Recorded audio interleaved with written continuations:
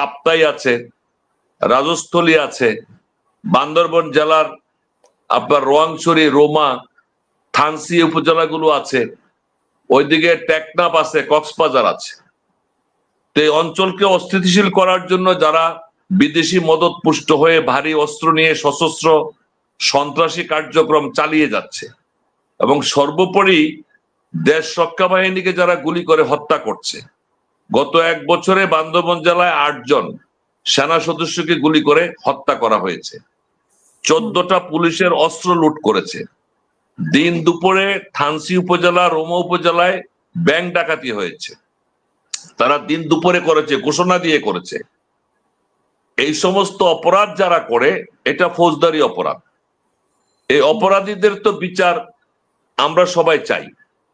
দর্শন হচ্ছে, যারা দর্শকের বিচার আমরা চাই সর্বোচ্চ। এবং আমি ওই দিন আপনাকে বলতেছিলাম যে রোমাতে একটা মারমা মেয়েকে দর্শন করেছে 5টা মারমা ছেলে। এটা প্রমাণিত। কিন্তু এই ধর্ষণের ব্যাপারে পাহাড়ি কোনো সংগঠন কোনো বিবৃতি দেয় নাই, কোনো মানববন্ধন নাই, কোনো বক্তব্য নাই, কোনো মিছিল নাই, কোনো মিটিং নাই, নারীবাদীদের কোনো বিবৃতি নাই, বাম দলের কোনো বিবৃতি নাই, কোনো কিছু নাই।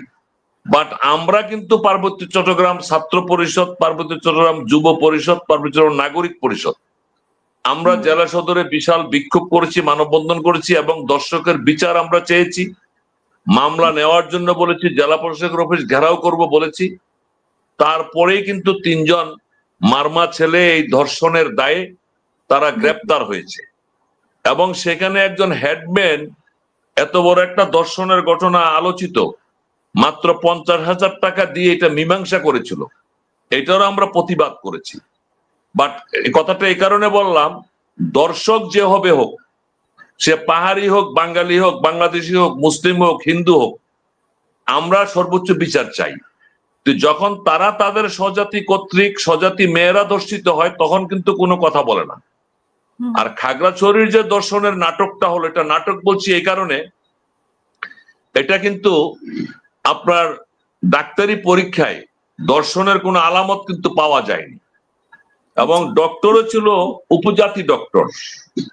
তারপরেও একটা নাটক করে একটা তৈরি করা একটা পন্থা অবলম্বন করে সেনাবাহিনীকে আহত করা হলো, ধর্মীয় অনুভূতিতে আঘাত করা হলো, মসজিদে আগুন দেওয়া হলো, 3 জন মানুষ মারা গেল। তারপরে আপনার 11 জন সেনা কর্মকর্তা সহ আহত হলো, রাস্তাঘাট ভাঙচুর হলো, দোকানপাট ভাঙচুর হলো, গাড়ি ঘোড়া ভাঙচুর হলো। মানে উদ্দেশ্যপ্রণোদিতভাবে এটা তৈরি করা হয়েছে, উদ্দেশ্যপ্রণোদিতভাবে এটা হয়েছে। তো আমরা তো সকল অপরাধের বিচার চাই। এখন যে এখানে 8টা শর্তের মধ্যে, দাবির মধ্যে 6 নম্বর যে দাবি, যে জাতি নিধন অভিযান বন্ধ করা, শিশু নারী সহ আটককৃত বমদের মুক্তি দেওয়া। এখন যাদেরকে গ্রেপ্তার করা হয়েছে তাদের দেশের প্রচলিত আইন অনুযায়ী ইনভেস্টিগেশন চলছে। পুলিশ তদন্ত করবে, পুলিশ রিপোর্ট দিবে।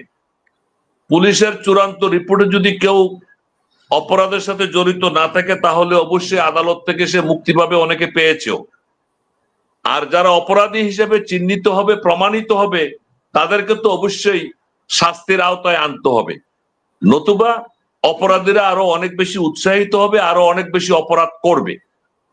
সুতরাং ঢালাও ভাবে সকলকে মুক্তি দিতে হবে, এটা বলাটা কতটুকু সমীচীন হচ্ছে।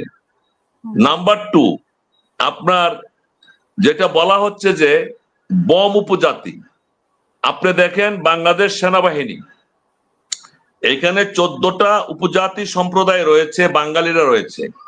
আমি বলবো যে উপজাতি সম্প্রদায়গুলোকে সবচেয়ে বেশি গুরুত্ব দিয়ে সেনাবাহিনী এখানে সেবা করে আসছে।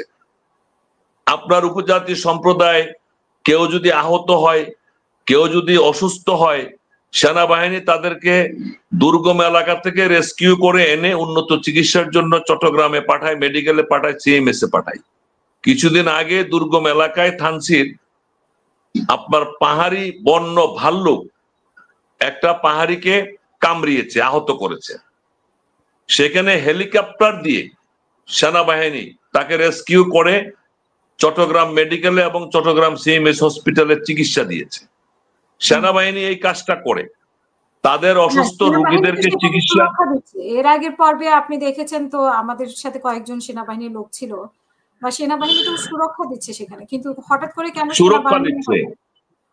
এবং সবচেয়ে দুঃখজনক বিষয় হলো, গত সরকারের আমলে, আওয়ামী লীগ সরকারের আমলে একজন ওয়ারেন্ট অফিসারকে যে গুলি করে হত্যা করা হলো, সে নিরস্ত্র ছিল, তার কাছে কোনো অস্ত্র ছিল না। তারা হলো মেডিকেল কোরের সেনা সদস্য।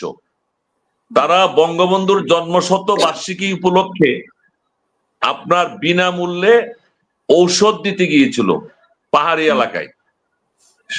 সেই নিরস্ত্র টহল দলের উপর গুলি করে একজন ওয়ারেন্ট অফিসারকে গুলি করে হত্যা করা হলো। সুতরাং সেনাবাহিনী যেখানে অসুস্থ হয় তারা সেখানে চিকিৎসা দেয়, হেলিকপ্টার দিয়ে নিয়ে আসে।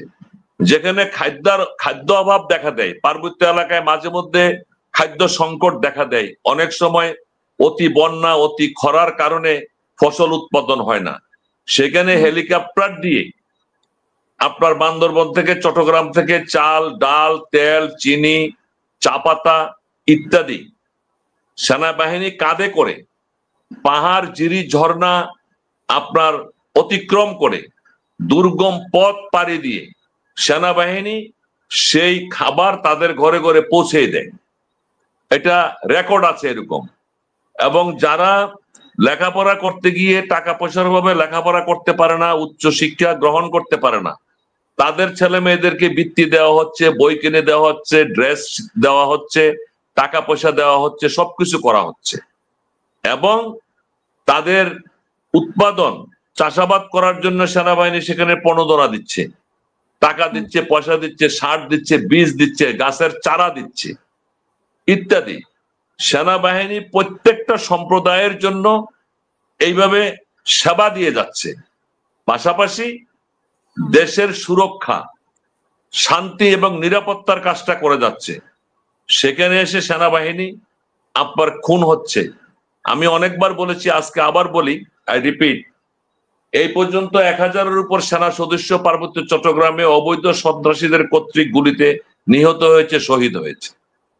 তাহলে সেনাবাহিনী দেশ রক্ষা করতে এসে অতিরিক্ত দায়িত্ব পালন করতেছে, তাদেরকে সেবা দিচ্ছে। সেইখানে সেনা হটাও, বাঙালি হটাও, এটার যুক্তি কোথায়? এটা আসলে তাদের বক্তব্য নয়। এই বক্তব্যটা কিন্তু আসলে তাদের নয়। আপা, আমি আপনাকে যদি বলি, বারবার একটা শর্ত পূরণ করার পরে, একটা দাবি পূরণ করার পরে আবার নতুন দাবি নিয়ে চলে আসে। আপনার সন্তুলারমার সাথে চুক্তি করেছিল শেখ হাসিনা 97 সালের 2 ডিসেম্বর। সেখান থেকে এখন একটা সংগঠন ছিল পাহাড়িদের, এবং তারা উপজাতি হিসেবে স্বীকৃতি নিয়ে কিন্তু চুক্তিতে স্বাক্ষর করেছে। তারপরে সরকারি জেলা প্রশাসক বস্তুনিষ্ঠ তথ্য দিয়ে বলেছে পার্বত্য চট্টগ্রাম থেকে 1.5 থেকে 2,000 কোটি টাকা তারা বছরে চাঁদাবাজি করে। ওই চাঁদাবাজির টাকা ভাগাভাগি করতে গিয়ে 2, 3, 4, 5টা উপদলে বিভক্ত হয়েছে। এখন চাঁদাবাজি আরো বেড়েছে, সশস্ত্র সন্ত্রাসীদের সদস্য আরো বেড়েছে, সশস্ত্র সন্ত্রাসী কর্মকাণ্ড আরো বেড়েছে, গুম, খুন, চাঁদাবাজি, মাস্তানি, হত্যা, ধর্ষণ, অগ্নিসংযোগ আরো বেড়েছে। এখন বিষয়টা হলো, আসলে এটা তারা তাদের নিজেদের থেকে এগুলা করছে না, তাদেরকে করাচ্ছে। হ্যাঁ, করাচ্ছে কে? এটা হলো মূল বিষয়। তাদেরকে করাচ্ছে কমপ্লিট সরাসরি। তাদের উদ্দেশ্য কি? মানে যারা করাচ্ছে তাদের উদ্দেশ্য কি? জি, তাদের উদ্দেশ্যটা আমি আপনাকে বলছি। এটা করাচ্ছে সরাসরি ভারত। কারণ ভারত যে করাচ্ছে এটা প্রমাণিত। আপা, ভারত কেন করাচ্ছে এটা আপনাকে বলি। ভারতের মূল লক্ষ্য ছিল প্রথমেই 71 সালের মুক্তিযুদ্ধ, ভারত আমাদেরকে সহযোগিতা করেছিল স্বাধীনতার জন্য, কিন্তু আমাদের স্বাধীনতার খুব বেশি প্রয়োজন ছিল বটে। ভারতের সহযোগিতা তখন আমাদের অনেক উপকারে আসছে, কিন্তু ভারতের উদ্দেশ্য আমাদেরকে সহযোগিতা করা এটা উদ্দেশ্য ছিল না। ভারতের উদ্দেশ্য ছিল পাকিস্তানকে দ্বিখণ্ডিত করে মুসলিম রাষ্ট্রকে দুর্বল করে দেওয়া। পাকিস্তান একটা শক্তিশালী মুসলিম রাষ্ট্র, এটাকে দুর্বল করে দেয়া। এটার সবচেয়ে বড় প্রমাণ হচ্ছে 16ই ডিসেম্বরে বিজয় অর্জন করার পরে আমাদের মুক্তিযুদ্ধের সর্বাধিনায়ক আতাউল গনি উসমানী সাহেব সেই অনুষ্ঠানে কিন্তু ছিলেন না, এবং মুক্তিযুদ্ধে যারা সেক্টর কমান্ডার ছিলেন সবাই কিন্তু বাংলাদেশি বাঙালি সেনা কর্মকর্তারা ছিলেন। একজন সেক্টর কমান্ডারকেও সেখানে উপস্থিত রাখা হয় নাই।